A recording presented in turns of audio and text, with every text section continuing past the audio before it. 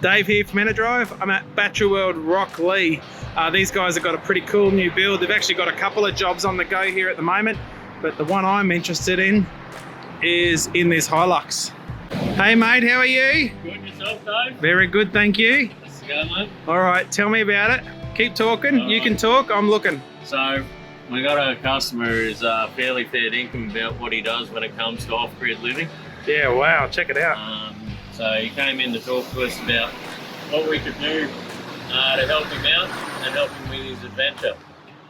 So what we've done was come up with a system after several sit-downs with him, and this is what we came up with. Mate, it's something else. It is. It's a very nice system. We're pretty proud of it.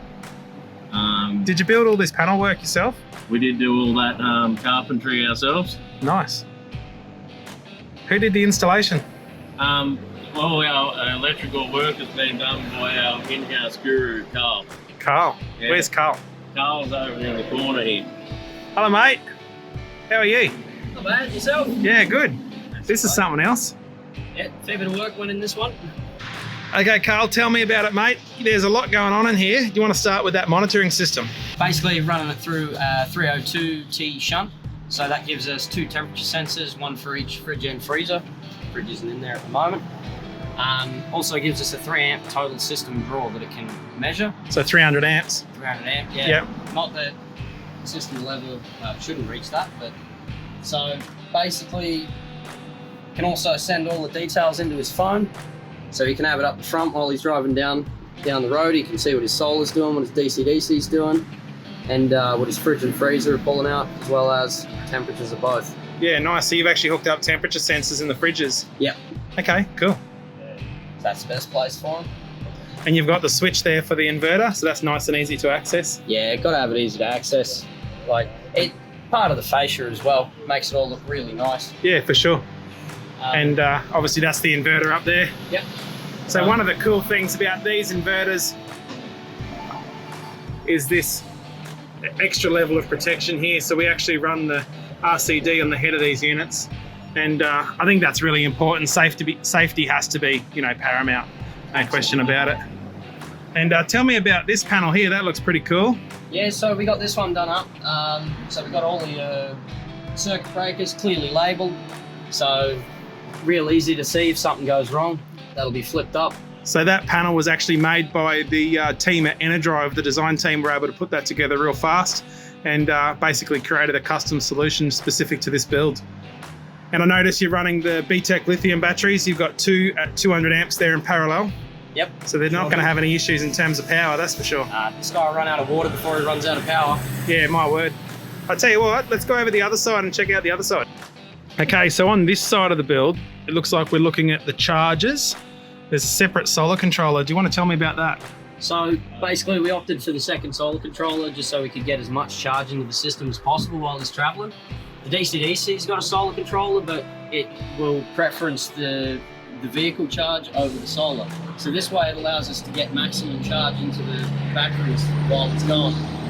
So effectively what you're saying here is you're going to be charging via the vehicle at the same time as receiving your solar input. Absolutely. Yeah, nice. I guess that's good for redundancy too. If something were to go wrong, you're not going to lose 100% of your charging system while remote.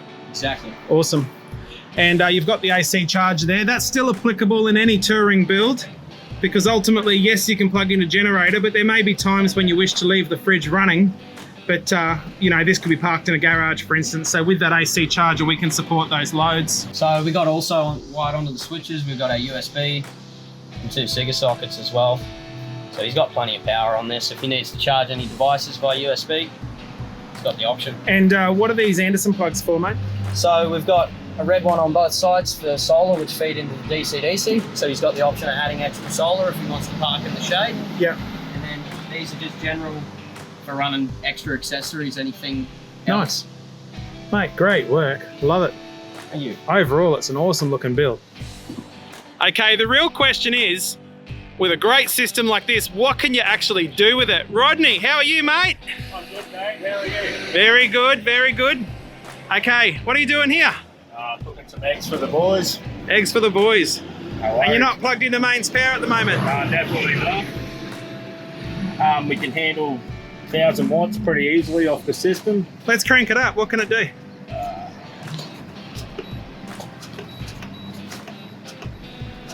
Handles 1800, pretty easily. 2000, that's what I like to see. It's a 2000 watt inverter and it can genuinely manage a 2000 watt load. Boiling eggs, they'll be ready in no time. How good's that? And we've got solar connected to this at the moment as well, right? Yeah, we definitely do. So we've got the travel buddy here as well, so he can cook himself a roast or anything like that while he's on the road. That's just the inside of it. We tried it out a bit, it works pretty well. Nice. Okay, so at the moment, we're only just sitting at idle. Our DC to DC is punching out just shy of 44 amps per hour. But the kicker is we're doing that at the same time as delivering near 22 amps per hour from the solar. And that's the benefit of a system like this. We're achieving both vehicle input and solar input at the same time. And you can see that via the display here currently.